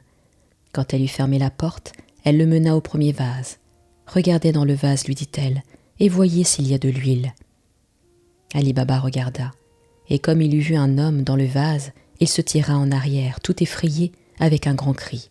« Ne craignez rien, lui dit Morgiane. L'homme que vous voyez ne vous fera pas de mal. » Il en a fait, mais il n'est plus en état d'en faire, ni à vous, ni à personne, il n'a plus de vie. « Morgiane, s'écria Ali Baba, que veut dire ce que tu viens de me faire voir? Explique-le-moi. »« Je vous l'expliquerai, dit Morgiane. Mais modérez votre étonnement, et n'éveillez pas la curiosité des voisins d'avoir connaissance d'une chose qu'il est très important que vous teniez cachée. Voyez auparavant tous les autres vases. » Ali Baba regarda dans les autres vases, l'un après l'autre, depuis le premier jusqu'au dernier où il y avait de l'huile, dont il remarqua que l'huile était notablement diminuée, et quand il eut fait, il demeura comme immobile, tantôt en jetant les yeux sur les vases, tantôt en regardant Morgiane sans dire mot, tant la surprise où il était grande. À la fin, comme si la parole lui fût revenue. « Et le marchand ?» demanda-t-il. « Qu'est-il devenu ?»« Le marchand, » répondit Morgiane, « est aussi peu marchand que je suis marchande. Je vous dirai aussi qui il est, ce qu'il est devenu. Mais vous apprendrez toute l'histoire plus commodément dans votre chambre, car il est temps, pour le bien de votre santé, que vous preniez un bouillon après être sorti du bain. » Pendant qu'Ali Baba se rendit dans sa chambre, Morgiane alla à la cuisine prendre le bouillon. Elle le lui apporta et, avant de le prendre, Ali Baba lui dit « Commence toujours à satisfaire l'impatience où je suis et raconte-moi une histoire si étrange avec toutes ces circonstances. » Morgiane, pour obéir à Ali Baba, lui dit « Seigneur, hier soir, quand vous vous fûtes retiré pour vous coucher, je préparai votre linge de bain comme vous veniez de me le commander, et j'en chargeai Abdallah. Ensuite, je mis le pot-au-feu pour le bouillon, et comme je l'écumais, la lampe, faute d'huile, s'éteignit tout à coup, et il n'y avait pas une goutte dans la cruche. Je cherchais quelques bouts de chandelle, et je n'en trouvai pas un. Abdallah, qui me vit embarrassé, me fit souvenir des vases pleins d'huile qui étaient dans la cour, comme il n'en doutait pas plus que moi, et comme vous l'avez cru vous-même. Je pris la cruche, et je courus au vase le plus voisin. Mais, comme je fus près du vase, il en sortit une voix qui me demanda « Est-il temps ?» Je ne m'effrayai pas, mais, en comprenant sur le champ la malice du faux marchand, je répondis sans hésiter « Pas encore, mais bientôt. » Je passai au vase qui suivait, et une autre voix me fit la même demande, à laquelle je répondis de même. J'allai aux autres vases, l'un après l'autre. À pareille demande, pareille réponse, et je ne trouvai de l'huile que dans le dernier vase dont j'emplis la cruche. Quand j'eus considéré qu'il y avait 37 voleurs au milieu de votre cour, qui n'attendaient que le signal ou que le commandement de leur chef, que vous aviez pris pour un marchand, et à qui vous aviez fait un si grand accueil, au point de me mettre toute la maison en combustion, je ne perdis pas de temps. Je rapportai la cruche, j'allumai la lampe, et après avoir pris la chaudière la plus grande de la cuisine, j'allai l'emplir d'huile. Je la mis sur le feu, et quand elle fut bien bouillante, j'en allai verser dans chaque vase où étaient les voleurs, autant qu'il en fallut, pour les empêcher tous d'exécuter le pernicieux dessein qui les avait amenés. La chose ainsi terminée, de la manière que je l'avais méditée, je revins dans la cuisine, j'éteignis la lampe, et avant que je me couchasse, je me mis à examiner tranquillement par la fenêtre quelle partie prendrait le faux marchand d'huile. Au bout de quelque temps, j'entendis que pour signal, il jeta de sa fenêtre de petites pierres qui tombèrent sur les vases. Il en jeta une seconde et une troisième fois. Et comme il n'aperçut ou n'entendit aucun mouvement, il descendit, et je le vis aller de vase en vase jusqu'au dernier, après quoi l'obscurité de la nuit fit que je le perdis de vue. J'observai encore quelque temps, et comme je vis qu'il ne revenait pas, je ne doutai pas qu'il ne se fût sauvé par le jardin, désespéré d'avoir si mal réussi. Ainsi, persuadé que la maison était en sûreté, je me couchai.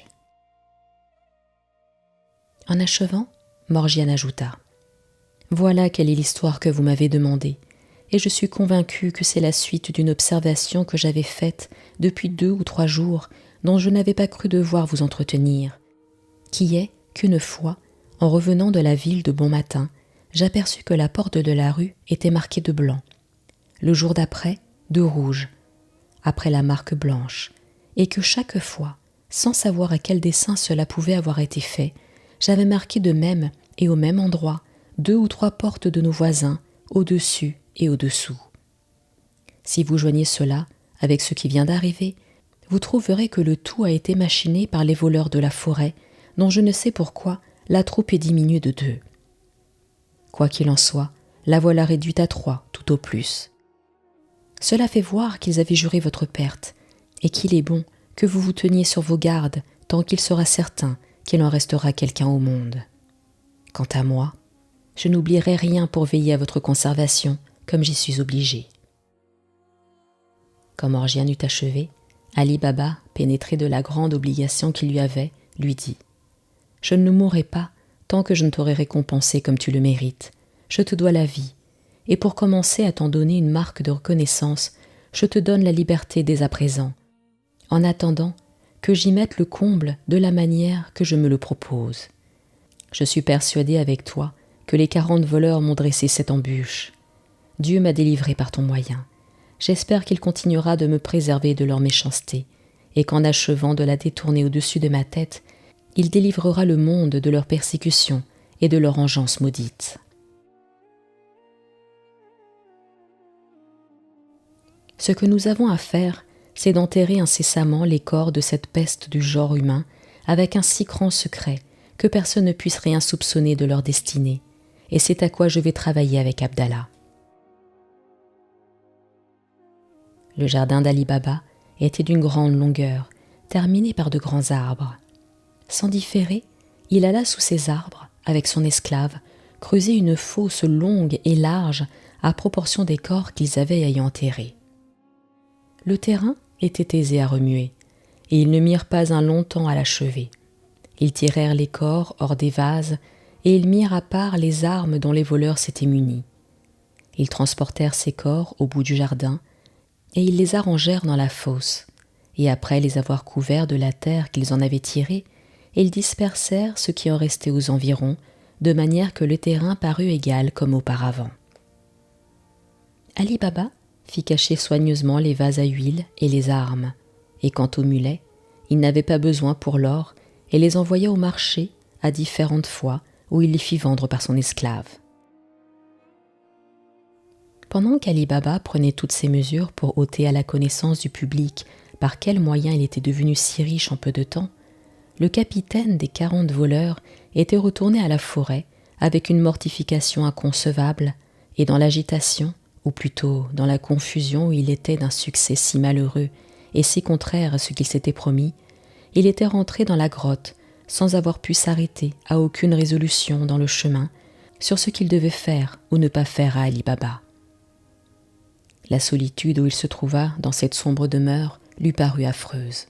« Braves gens, s'écria-t-il, compagnons de mes veilles, de mes courses et de mes travaux, où êtes-vous? Que puis-je faire sans vous?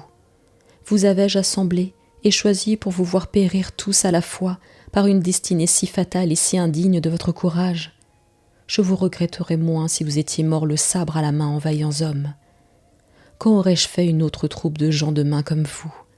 Et quand je le voudrais, pourrais-je l'entreprendre et ne pas exposer tant d'or, tant d'argent, tant de richesses à la proie de celui qui s'est déjà enrichi d'une partie? Je ne puis, et je ne dois y songer qu'auparavant je ne lui ai ôté la vie. Ce que je n'ai pu faire avec un secours si puissant, je le ferai moi seul.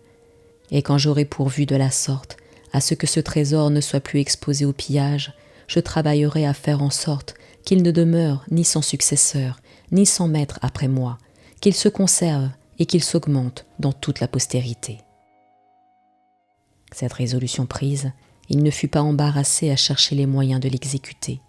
Et alors, plein d'espérance et l'esprit tranquille, il s'endormit et passa la nuit assez paisiblement.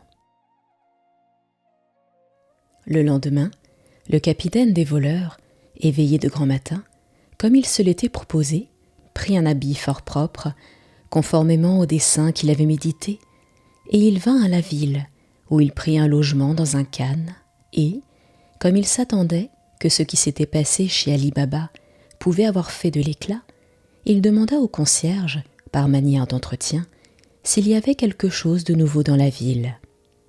Sur quoi, le concierge parla de toute autre chose que ce qui lui importait de savoir.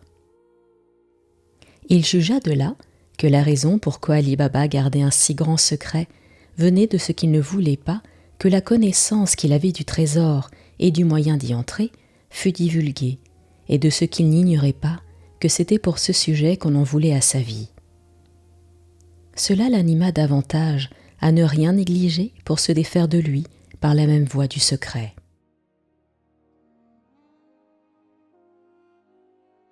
Le capitaine des voleurs se pourvut d'un cheval dont il se servit pour transporter à son logement plusieurs sortes de riches étoffes et de toiles fines, en faisant plusieurs voyages à la forêt avec les précautions nécessaires pour cacher le lieu où il les allait prendre. Pour débiter ses marchandises, quand il en eut amassé ce qu'il avait jugé à propos, il chercha une boutique. Il en trouva une, et après l'avoir prise à louange du propriétaire, il la garnit et il s'y établit. La boutique, qui se trouva vis-à-vis de la sienne, était celle qui avait appartenu à Cassim et qui était occupée par le fils d'Ali Baba. Il n'y avait pas longtemps. Le capitaine des voleurs, qui avait pris le nom de Cogia Houssen, comme nouveau venu, ne manqua pas de faire civilité aux marchands ses voisins, selon la coutume. Mais, comme le fils d'Ali Baba était jeune, bien fait, qu'il ne manquait pas d'esprit, et qu'il avait occasion plus souvent de lui parler et de s'entretenir avec lui qu'avec les autres, il eut bientôt fait amitié avec lui. Il s'attacha même à le cultiver plus fortement et plus assidûment quand, 3 ou 4 jours après son établissement, il eut reconnu Ali Baba qui vint voir son fils, qui s'arrêta à s'entretenir avec lui, comme il avait coutume de le faire de temps en temps, et qui lui apprit du fils, après qu'Ali Baba l'eut quitté, que c'était son père. Il augmenta ses empressements auprès de lui. Il lui fit de petits présents, il le régala même, et il lui donna plusieurs fois à manger. Le fils d'Ali Baba ne voulut pas avoir tant d'obligations à Cogia Houssen sans lui rendre la pareille.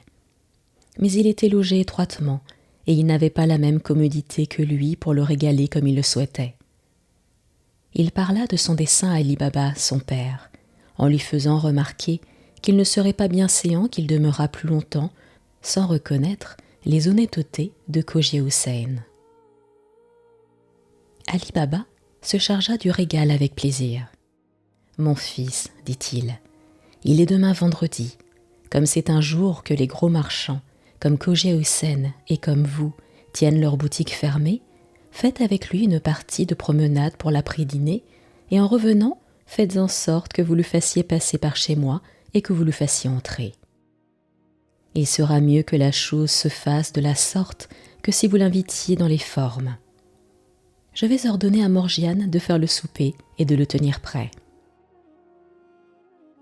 Le vendredi, le fils d'Ali Baba et Cogia Houssain se trouvèrent l'après-dîner au rendez-vous qu'ils s'étaient donné et ils firent leur promenade. En revenant, comme le fils d'Ali Baba avait affecté de passer Cogia Houssain par la rue où demeurait son père, quand ils furent arrivés devant la porte de la maison, il l'arrêta et en frappant. « C'est lui, dit-il, la maison de mon père, lequel, sur le récit que je lui ai fait de l'amitié dont vous m'honorez, m'a chargé de lui procurer l'honneur de votre connaissance.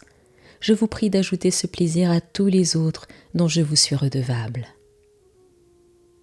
Quoique Cogia Houssain fût arrivé au but qu'il s'était proposé, qui était d'avoir entré chez Ali Baba et de lui ôter la vie sans hasarder la sienne, en ne faisant pas d'éclat, il ne laissa pas néanmoins de s'excuser et de faire semblant de prendre congé du fils. Mais, comme l'esclave d'Ali Baba venait d'ouvrir, le fils le prit obligeamment par la main et, en entrant le premier, il le tira et le força en quelque manière d'entrer comme malgré lui. Ali Baba reçut Cogia Houssain avec un visage ouvert et avec le bon accueil qu'il pouvait souhaiter. Il le remercia des bontés qu'il avait pour son fils. « L'obligation qu'il vous en a, et que je vous en ai moi-même, ajouta-t-il, est d'autant plus grande que c'est un jeune homme qui n'a pas encore l'usage du monde et que vous ne dédaignez pas de contribuer à le former. » Cogia Houssain rendit compliment pour compliment à Ali Baba en lui assurant que, si son fils n'avait pas encore acquis l'expérience de certains vieillards, il avait un bon sens qui lui tenait lieu de l'expérience d'une infinité d'autres. Après un entretien de peu de durée sur d'autres sujets indifférents, Cogia Houssain voulut prendre congé. Ali Baba l'arrêta. « Seigneur, dit-il, où voulez-vous aller ? Je vous prie de me faire l'honneur de souper avec moi. Le repas que je veux vous donner est beaucoup au-dessous de ce que vous méritez.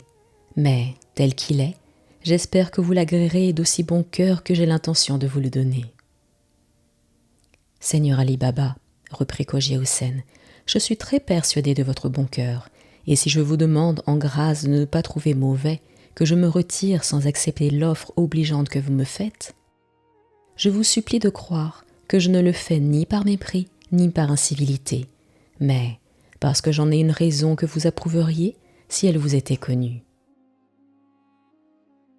Et quelle peut être cette raison, Seigneur ? reprit Ali Baba. Peut-on vous la demander ? » ?»« Je puis la dire, répliqua Cogia Houssain. C'est que je ne mange ni viande, ni ragoût où il y a du sel. Jugez vous-même de la contenance que je ferai à votre table. »«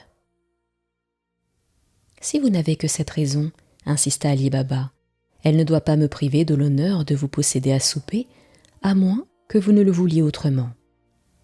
Premièrement, il n'y a pas de sel dans le pain que l'on mange chez moi. Et quant à la viande et au ragoût, je vous promets qu'il n'y en aura pas dans ce qui sera servi devant vous. Je vais y donner ordre. Ainsi, faites-moi la grâce de demeurer, je reviens à vous dans un moment. » Ali Baba alla à la cuisine, et il ordonna à Morgiane de ne pas mettre de sel sur la viande qu'elle avait à servir et de préparer promptement 2 ou 3 ragoûts entre ceux qu'il lui avait commandés où il n'y eut pas de sel. Morgiane, qui était prête à servir, ne put s'empêcher de témoigner son mécontentement sur ce nouvel ordre et de s'en expliquer à Ali Baba. « Qui est donc, dit-elle, cet homme si difficile qui ne mange pas de sel ? Votre souper ne sera plus bon à manger si je le sers plus tard. Ne te fâche pas, Morgiane, reprit Ali Baba. C'est un honnête homme. Fais ce que je te dis. Morgiane obéit, mais à contre-cœur. Elle eut la curiosité de connaître cet homme qui ne mangeait pas de sel. Quand elle eut achevé et qu'Abdallah eut préparé la table, elle l'aida à porter les plats. En regardant Cogia Hossein, elle le reconnut d'abord pour le capitaine des voleurs, malgré son déguisement, et, en l'examinant avec attention, elle aperçut qu'il avait un poignard caché sous son habit. « Je ne m'étonne plus, dit-elle en elle-même, que le scélérat ne veuille pas manger de sel avec mon maître. C'est son plus fier ennemi. Il veut l'assassiner, mais je l'en empêcherai. » Quand Morgiane eut achevé de servir ou de faire servir par Abdallah, elle prit le temps pendant que l'on soupait et fit les préparatifs nécessaires pour l'exécution d'un coup des plus hardis. Et elle venait d'achever lorsqu'Abdallah vint l'avertir qu'il était temps de servir le fruit. Elle porta le fruit et, dès qu'Abdallah eut levé ce qui était sur la table, elle le servit. Ensuite, elle posa près d'Ali Baba une petite table sur laquelle elle mit le vin avec 3 tasses, et en sortant, elle emmena Abdallah avec elle, comme pour aller souper ensemble et donner à Ali Baba, selon la coutume, la liberté de s'entretenir et de se réjouir agréablement avec son hôte et de le faire bien boire. Alors que le faux Cogia Hossein, ou plutôt le capitaine des 40 voleurs, crut que l'occasion favorable pour ôter la vie d'Ali Baba était venue. « Je vais, dit-il, faire enivrer le père et le fils à qui je veux bien donner la vie, ne m'empêchera pas d'enfoncer le poignard dans le cœur du père, et je me sauverai par le jardin, comme je l'ai déjà fait, pendant que la cuisinière et l'esclave n'auront pas encore achevé de souper ou seront endormis dans la cuisine. » Au lieu de souper, Morgiane, qui avait pénétré dans l'intention du faux Cogia Hossein, ne lui donna pas le temps de venir à l'exécution de sa méchanceté. Elle s'habilla d'un habit de danseuse fort propre, prit une coiffure convenable et se ceignit d'une ceinture d'argent doré où elle attacha un poignard dont la gaine et la poignée étaient de même métal. Et avec cela, elle appliqua un fort beau masque sur le visage.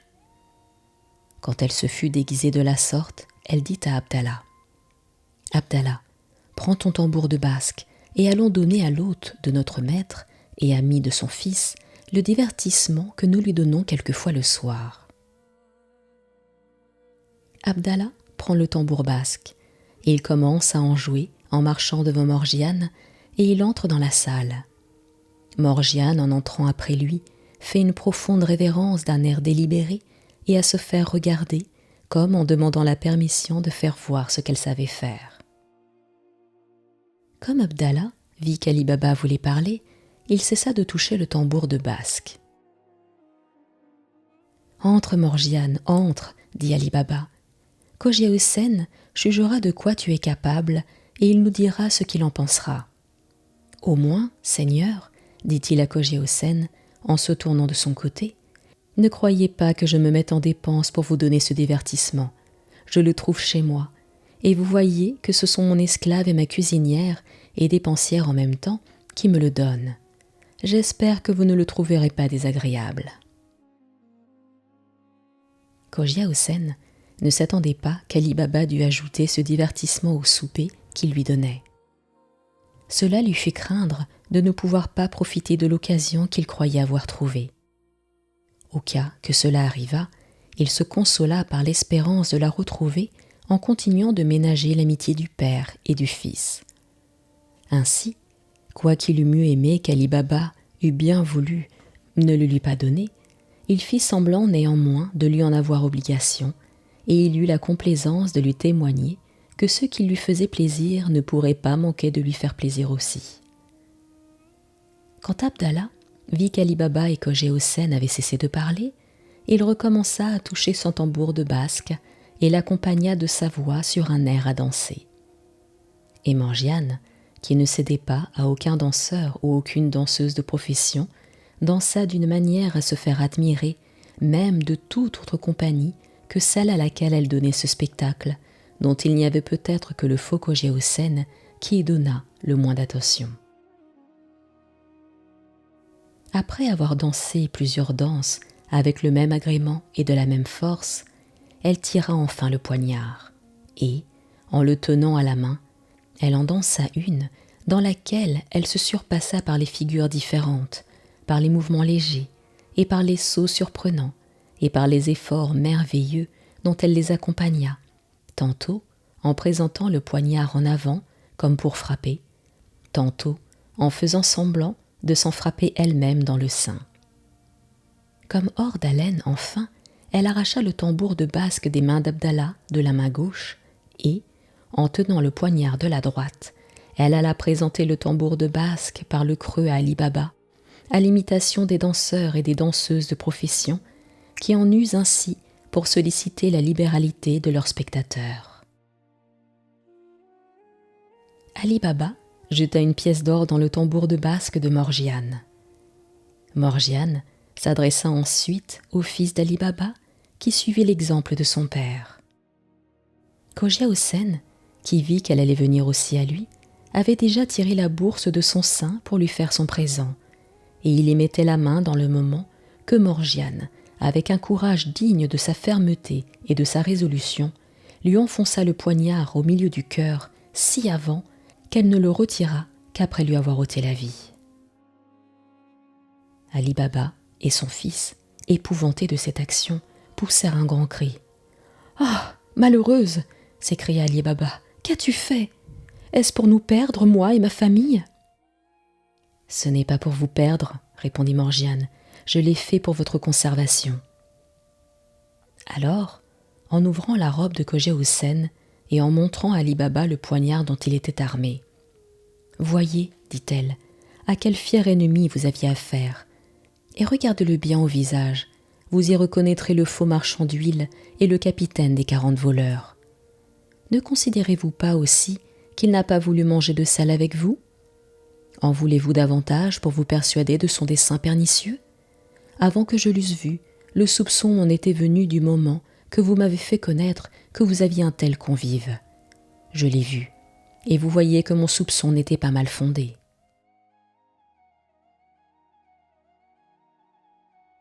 Ali Baba, qui connut la nouvelle obligation qu'il avait à Morgiane de lui avoir conservé la vie une seconde fois, l'embrassa. « Morgiane, dit-il, je t'ai donné la liberté, et alors que je t'ai promis que ma reconnaissance n'en demeurerait pas là, et que bientôt j'y mettrais le comble, ce temps est venu, et je te fais ma belle-fille. » Et, en s'adressant à son fils, « Mon fils, ajouta Ali Baba, je vous crois assez bon fils pour ne pas trouver étrange que je vous donne Morgiane pour femme sans vous consulter. Vous ne lui avez pas moins d'obligation que moi. Vous voyez que Kogye-Hosen n'avait recherché votre amitié que dans le dessein de mieux réussir à m'arracher la vie par sa trahison. Et, s'il y eût réussi, vous ne devez pas douter qu'il ne vous eût sacrifié aussi à sa vengeance. Considérez de plus qu'en épousant Morgiane, vous épousez le soutien de ma famille tant que je vivrai et l'appui de la vôtre jusqu'à la fin de vos jours. »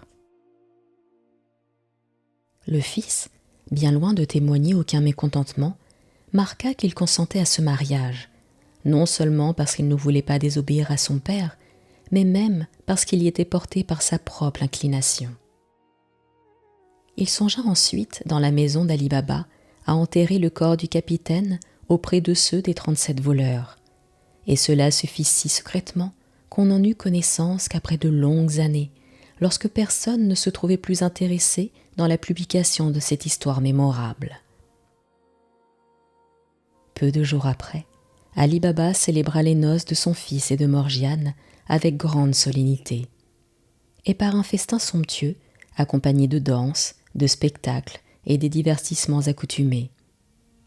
Et il eut la satisfaction de voir que ses amis et ses voisins, qui l'avaient invité, sans avoir connaissance des vrais motifs du mariage, mais qui d'ailleurs n'ignoraient pas les belles et bonnes qualités de Morgiane, le louèrent hautement de sa générosité et de son bon cœur. Après le mariage, Ali Baba, qui s'était abstenu de retourner à la grotte des voleurs depuis qu'il en avait tiré et rapporter le corps de son frère Cassim sur un des 3 ânes, avec l'or dont il les avait chargés, par la crainte d'y trouver les voleurs ou d'y être surpris, s'en abstint encore après la mort des 38 voleurs, en y comprenant que leur capitaine, parce qu'il se pesa que les 2 autres, dont le destin ne lui était pas connu, étaient encore vivants. Mais au bout d'1 an, comme il eut vu qu'il ne s'était fait aucune entreprise pour l'inquiéter, la curiosité le prit d'y faire un voyage, en prenant les précautions nécessaires pour la sûreté. Il monta à cheval, et quand il fut arrivé près de la grotte, il prit un bon augure de ce qu'il n'aperçut aucun vestige, ni d'hommes, ni de chevaux.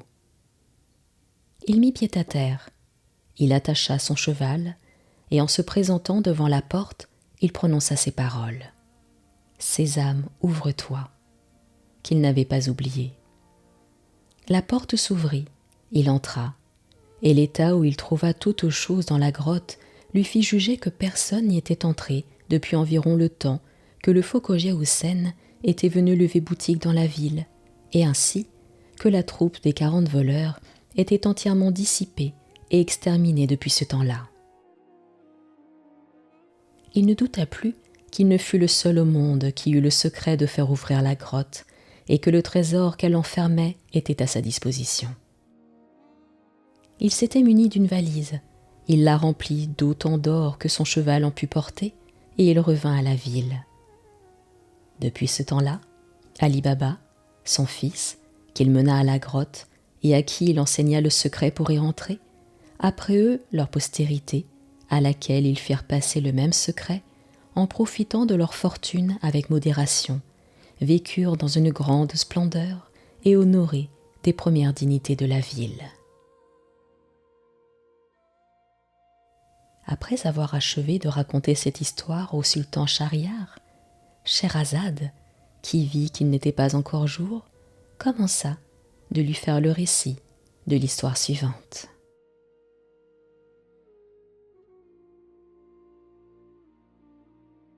C'était la Fée du Sommeil. Je vous remercie d'avoir suivi cette histoire et je vous retrouve très prochainement pour un nouveau conte. Je vous dis à très bientôt.